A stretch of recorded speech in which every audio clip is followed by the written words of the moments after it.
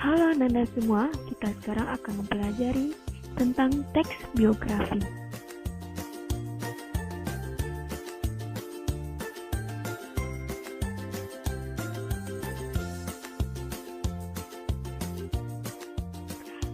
Baiklah Ananda semua, pada kesempatan kali ini kita akan membahas mengenai teks biografi.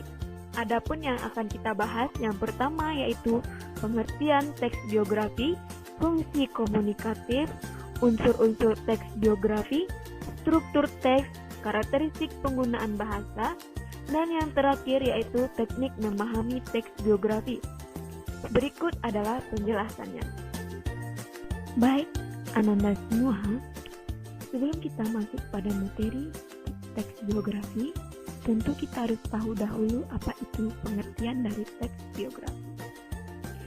Menurut Kamus Besar Bahasa Indonesia, biografi merupakan riwayat hidup seseorang yang ditulis oleh orang lain. Biografi merupakan suatu karya yang berisikan rangkaian kisah nyata tentang seorang tokoh. Ada juga menurut salah seorang ahli, yaitu Toyudin tahun 2013, halaman 292. Biografi adalah riwayat hidup seseorang atau tokoh yang ditulis oleh orang lain. Pembaca membaca biografi orang lain biasanya ingin tahu ideologinya, kehidupannya, perjuangannya, dan lain-lain. Hal tersebut yang dianggap baik tentu diteladani dan dijadikan tolak ukur dirinya. Baik Ananda semua, kita akan masuk pada fungsi komunikatif teks biografi. Fungsi komunikatif teks biografi yang pertama yaitu ada untuk menceritakan pengalaman atau kejadian dan peristiwa yang terjadi pada masa lalu secara kronologis atau secara berurutan dengan tujuan untuk menghibur pembaca dan pendengar. Yang kedua, untuk mengetahui kisah seseorang tentang kehidupannya di luar pencapaian apapun. Orang ini mungkin dikenal sebagai tokoh atau sebagai tokoh masa lalu, seperti para pahlawan misalnya. Yang ketiga, ada untuk memberikan banyak informasi dengan mudah dan mendidik para pembaca. Baiklah Ananda semua, materi selanjutnya yaitu mengenai unsur-unsur teks biografi. Di dalam suatu paragraf terdapat kalimat dari teks biografi. Kita ambil saja contohnya dari kisah nyata dari tokoh Ki Hajar Dewantara, yaitu Bapak Pendidikan Indonesia. Terdapat beberapa kata. Selain itu, juga ada unsur mekanik, yaitu tanda baca, penulisan huruf yang kita kenal merupakan bagian dari ejaan bahasa Indonesia atau yang disingkat sebagai EBI. Itu adalah contoh dari unsur fisik teks. Selain unsur fisik, di dalam teks juga ada yaitu unsur utamanya fakta. Terkadang juga ada opini, namun opini tersebut hanya alat bantu untuk mengungkapkan fakta. Jadi unsur utama dalam teks biografi adalah fakta, karena kita akan menceritakan kisah nyata dari seorang tokoh yang berdasarkan fakta dari kehidupan tokoh-tokoh tersebut. Baiklah, kita masuk pada materi selanjutnya yaitu mengenai struktur teks biografi. Struktur teks biografi dapat kita bagi 3. Yang pertama ada orientasi, yang kedua peristiwa dan masalah, yang ketiga ada reorientasi. Baiklah Ananda semua, selanjutnya kita akan membahas mengenai materi karakteristik penggunaan bahasa. Karakteristik ada 6, yaitu yang pertama, teks biografi biasanya mengandung partisipan dan peristiwa di suatu tempat. Dan yang kedua, menggunakan pronomina atau dikenal dengan kata ganti. Dan yang ketiga, terdapat kata pengajuan.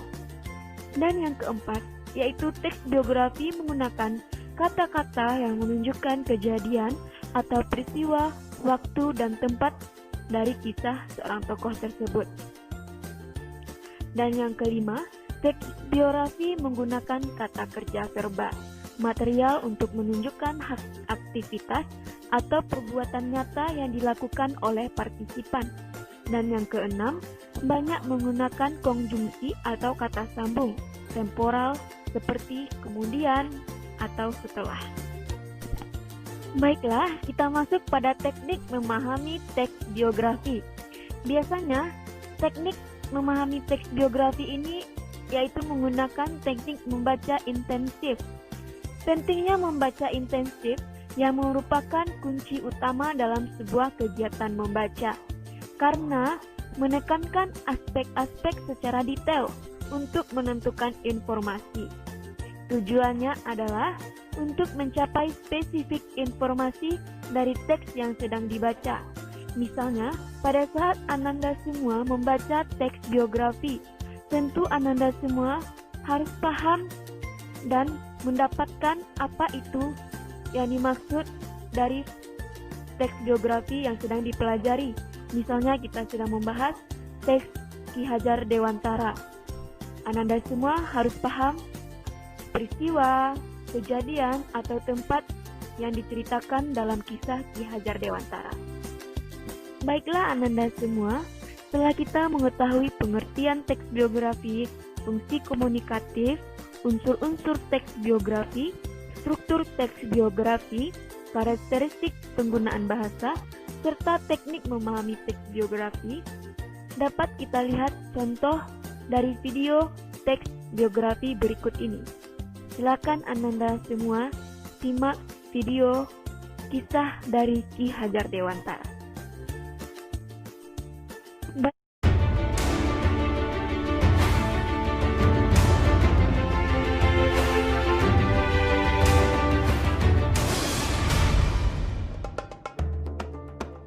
Setiap tanggal 2 Mei, kita memperingati Hari Pendidikan Nasional yang diambil dari hari kelahiran Ki Hajar Dewantara.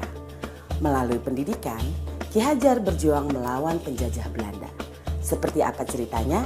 Ayo teman-teman, kita simak bersama. Ki Hajar Dewantara terlahir dengan nama Raden Mas Suwardi Suryaningrat pada tanggal 2 Mei 1889. Ia dibesarkan dalam lingkungan Keraton Pakualam di Yogyakarta. Ki Hajar sempat kuliah di Stovia atau Sekolah Dokter Pribumi. Kemudian ia bekerja sebagai wartawan di koran seperti Utusan Hindia dan Kaum Muda.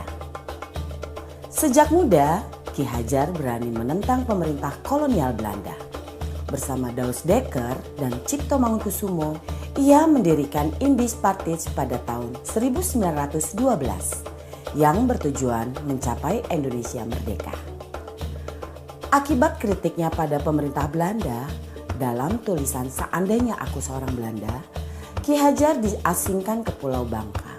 Daus Dekker dan Cipto Mangunkusumo membela sahabat mereka, sehingga akhirnya 3 serangkai ini diasingkan bersama-sama ke negeri Belanda. Masa pengasingan di Belanda dimanfaatkan Ki Hajar untuk mendalami dunia pendidikan dan pengajaran.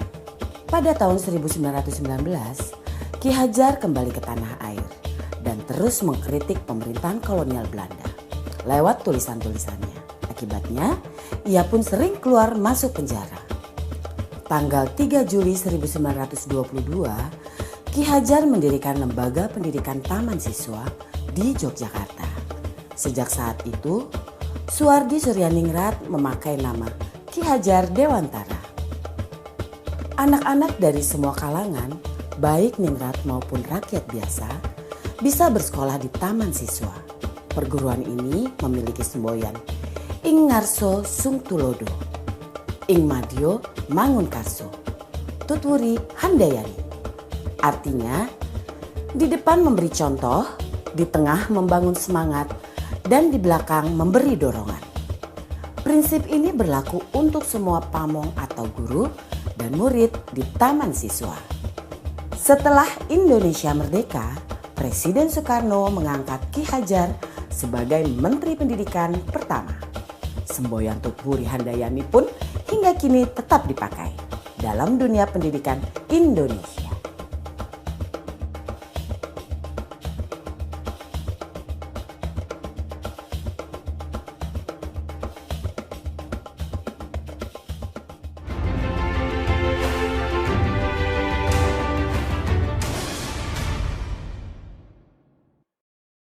Ananda semua, setelah kita membahas mengenai materi teks biografi dan kita juga telah melihat contoh dari kisah Ki Hajar Dewantara, maka dapat kita simpulkan bahwa pembelajaran teks biografi telah kita bahas.